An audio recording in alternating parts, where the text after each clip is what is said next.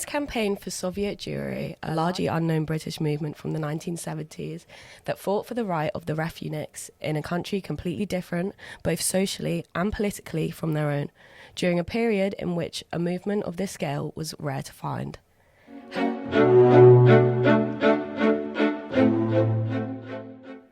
Hello and welcome to the Women's Campaign for Soviet Jewry Group Podcast, where today we are going to be exploring the role and historical significance of the campaign and the fight for Jewish emancipation from living under Soviet persecution. I am your host Madeleine, and joining me today will be historians Jo, Celestin and Ella. We will be exploring how and why this campaign grew across northwest London, diving into the history of Russian and Soviet policies towards the Jews and why there was such mistreatment of the Jews by the Soviet Union. We will look into what motivated a group of middle-aged women, affectionately known as the 35s, to demonstrate and lobby the government using protests on the street of London. Furthermore, we will look at a few of many individuals that were hugely important and significant to the campaign, namely examining Doreen Gainsford, Barbara Obermann, Rita Ecker and Margaret Regal, who are arguably some of the most important figures in the campaign. These women are just a small sample of the brave and determined women who fought for Soviet Jews, and we hope this podcast will spark your interest to finding out some more about those who brought this movement into fruition. Let's get into it then.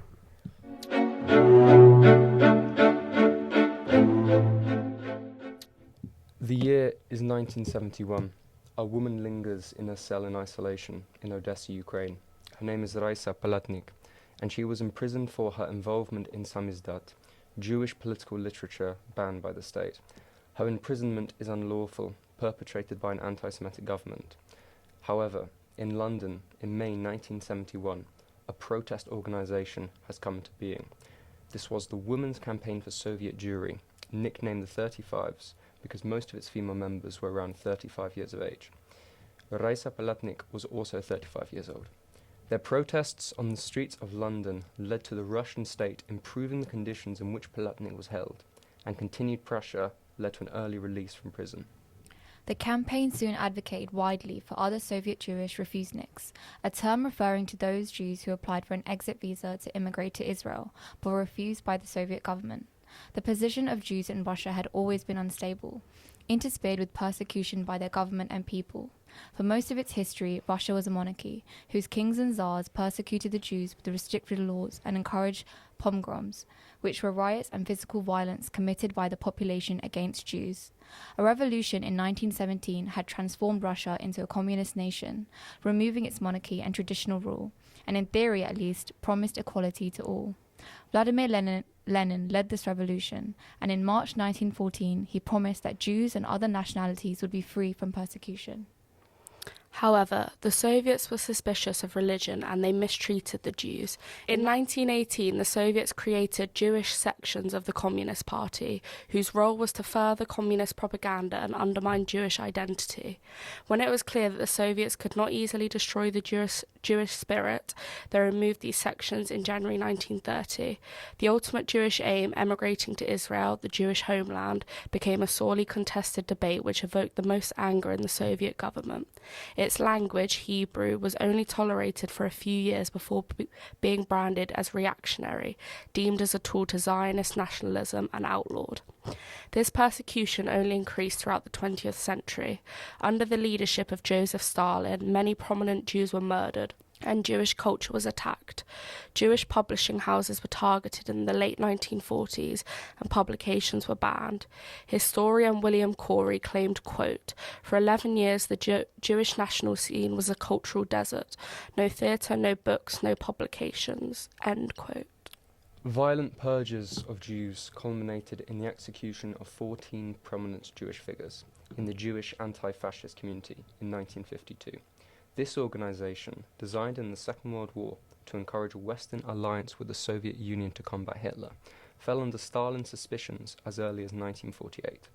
It was this year when he ordered the murder of Solomon Mikhels, a great Jewish actor and poet, a proponent of the Moscow State Jewish Theatre, and the chairman of the Jewish anti-fascist community. This trial was unlawful, with false accusations attributed to the accused, following a greater pattern of anti-Semitism in the Stalinist era. One Yiddish poet, Peretz Markish, said to a friend, quote, "Hitler wanted to destroy us physically. Stalin wants to do it spiritually," end quote. Even in the 1960s and 70s, elements of this persecution still existed. One writer of the late 1960s, Moshe Dekter, highlighted that the Soviet Jewish policy, quote, "has remained essentially the same since 1948," end quote. The persecution of Jews, whilst not ending in the violence of the Stalinist era, was still visible. They were not widely permitted to leave the Soviet Union, were persecuted for producing certain literature, or even imprisoned in barbaric conditions due to protest. Once a Jewish person requested to leave the USSR and was refused, their status immediately changed, and they often lost their jobs and were subjected to surveillance, or worse, by the Soviet secret police, the KGB. This is the environment with which we find the birth of the 35s.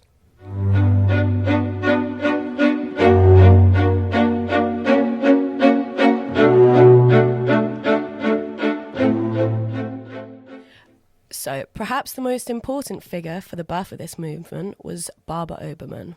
So, who was Barbara Obermann?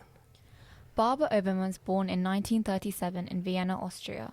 Her family fled to England to escape Nazi persecution during World War II, and she lived in London, where she described herself as having lived, quote, "very pleasant life with very little social unrest," end quote. However, growing up in London during the World War meant she had deep connections to the Jewish community. Although in her younger years she wasn't particularly aware of the struggle of Soviet Jews, she refers to how she criticized her father and the Western Jewish community for not doing enough for Jews, who often fell victim to the Nazi regime. Barbara Obermann felt it was their duty to support Jews facing persecution. After this failure, it was even more important to support the Soviet Jews. Obermann, therefore, was one of the founding members of the Women's Campaign for Soviet Jewry. What motivated Obermann to form the 35s?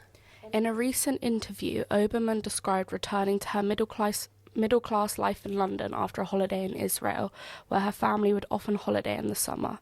This is where she met lawyer Pesachmore, who had personally travelled around the USSR, where he had met individual Jews and witnessed the discrimination Jews were facing.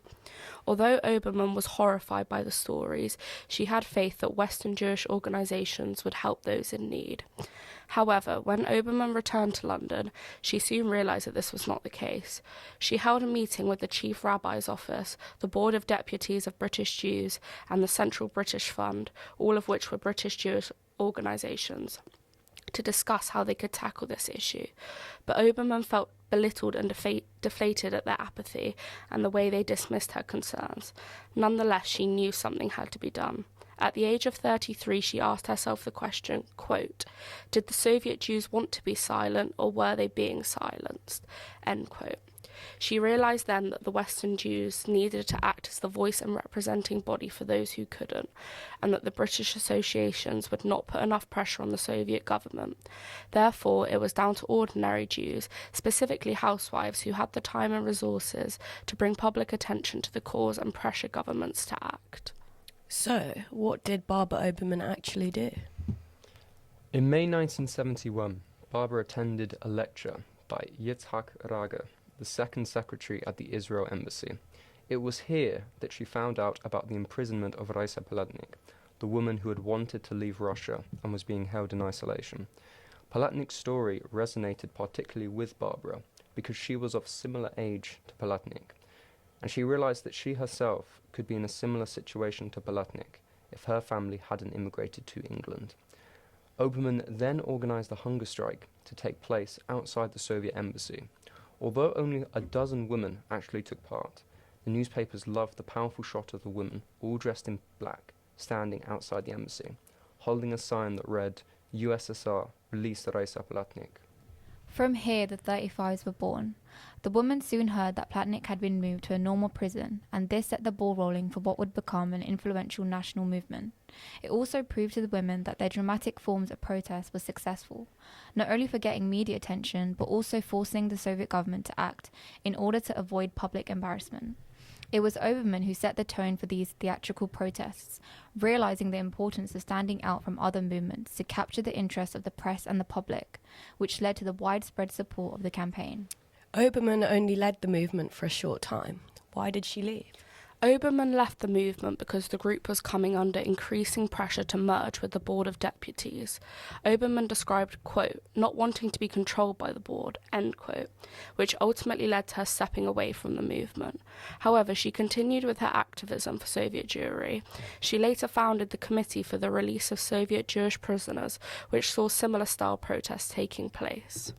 Although Obermann did not lead the campaign for very long, she was the one to actually create the movement and recognise the importance of innovative demonstrations. She was responsible for galvanising the movement in its earliest days, an undoubtedly crucial role.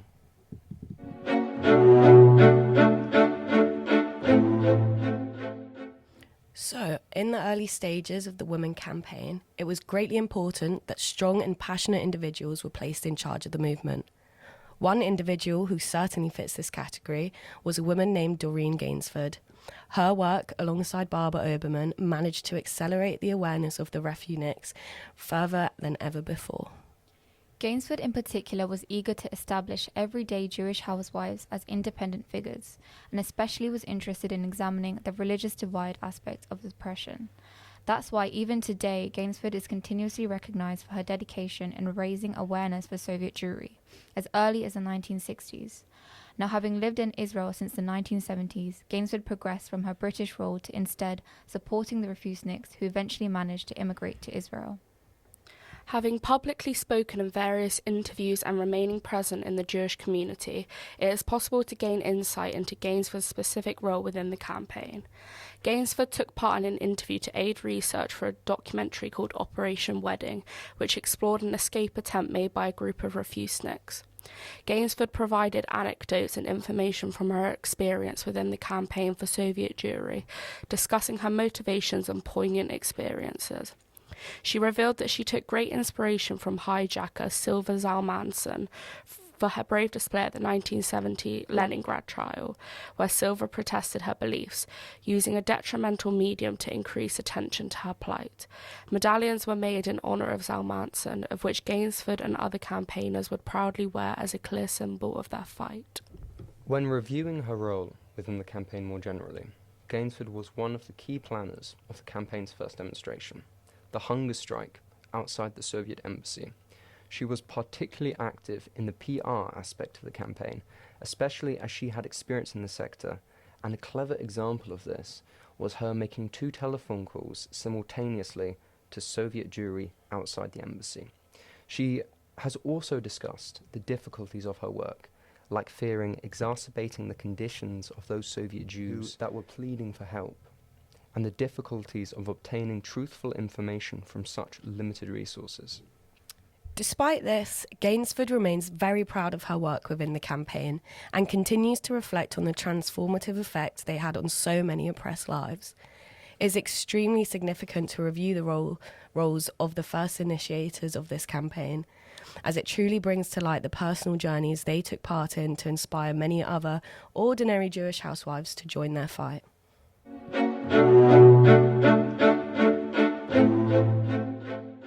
Once Obermann and Gainsford had left the organisation, who took their place as leaders of the 35s? So after both Doreen Gainsford and Barbara Obermann had left in order to migrate to Israel in the late 1970s, the chairmanship of the organisation passed to both Rita Aker and Margaret Regal.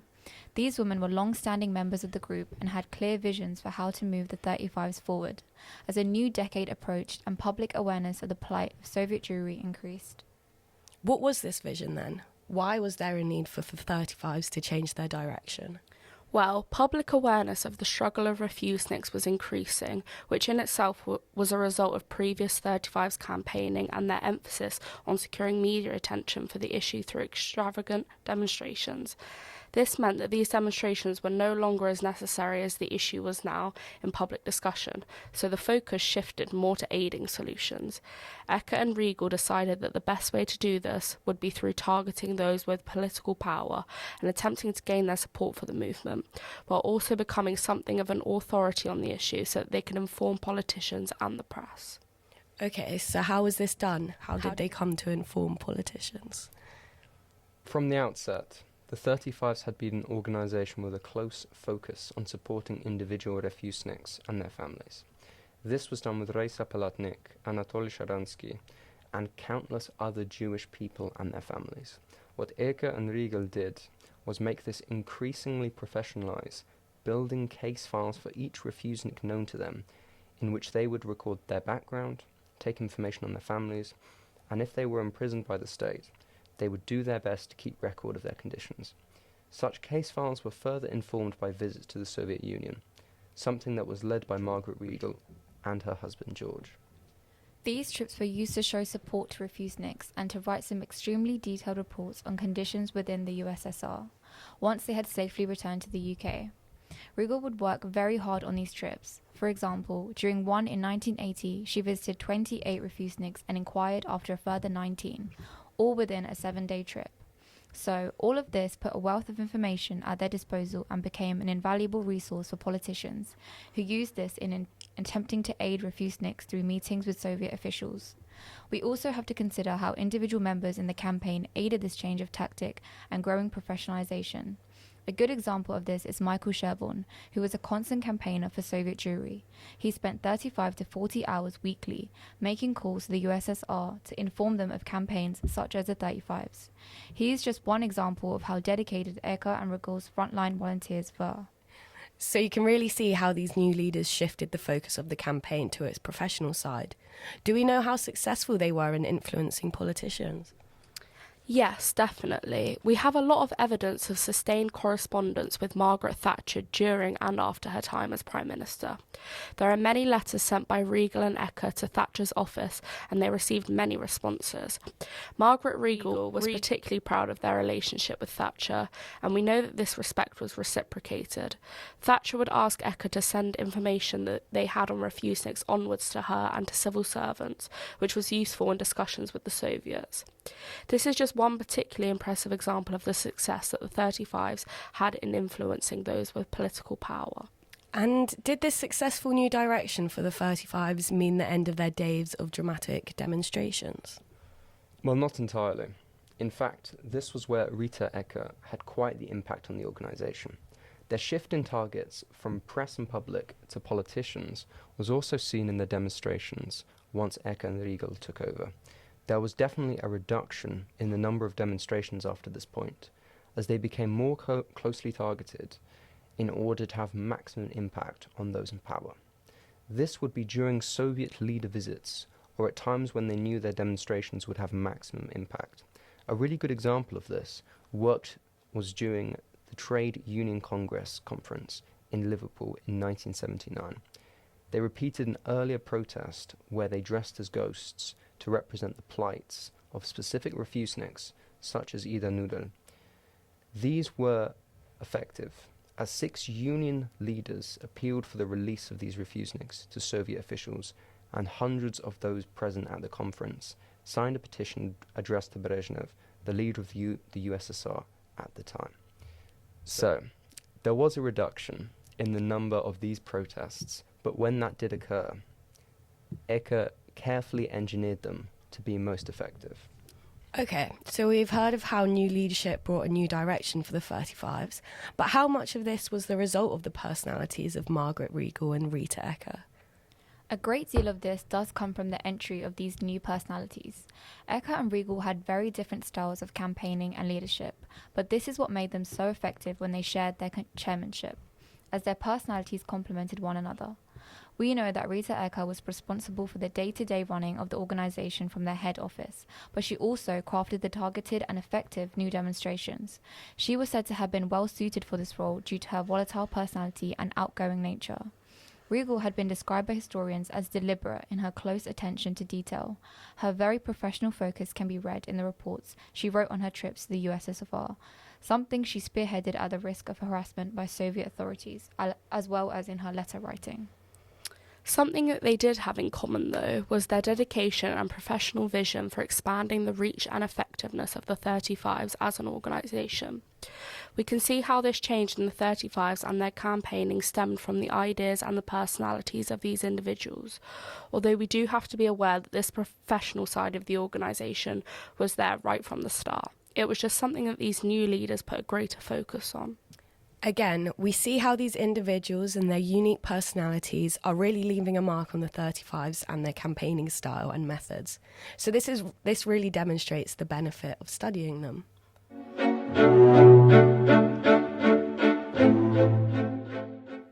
So now we've learnt about these influential women and their impact on the women's campaign for Soviet Jewry, we can see how the movement was shaped by their decisions and leadership styles. As leadership changed, the movement changed in accordance to their focus. Obermann set the tone for inventive demonstrations, while Gainsford used her experience in public relations to guide the group more strongly. And she was certain to never miss a protest opportunity. When Gainsford stepped down, Ecker and Riegel took the reins and emphasised the professionalism of the movement, moving slightly away from demonstrations and favouring instead direct help for the refuseniks, and the pair complemented each other very effectively. However, it is important to remember that there were many other influential individuals in this campaign who were just as vital to the success of the campaign and to helping refuseniks emigrate, and many of these are largely unnamed women. Although it was the leaders of the movement who generally determined the activities that took place, the hundreds of other women and men who took part with things like writing letters to the refuseniks or phoning the Soviet Union, like Sherburne did, were just as important to the mass success of the movement. Without the support of the general population, there would not have been anywhere near as much success with helping refuseniks. It is also important to remember that most of these developments were more prominent in the London branch of the movement, and that different changes occurred in other towns and villages across the country, and even around the world. Nonetheless, these four women were undoubtedly vital in the exact manifestations of the campaign. Had other people, personalities, or priorities in charge, the movement likely would have looked very different. Therefore, it was the personalities of these women that drove the campaign to a resounding success, not only in supporting refuseniks to achieve their goal of emigration to Israel, but also in emotional and material support during their time as refuseniks.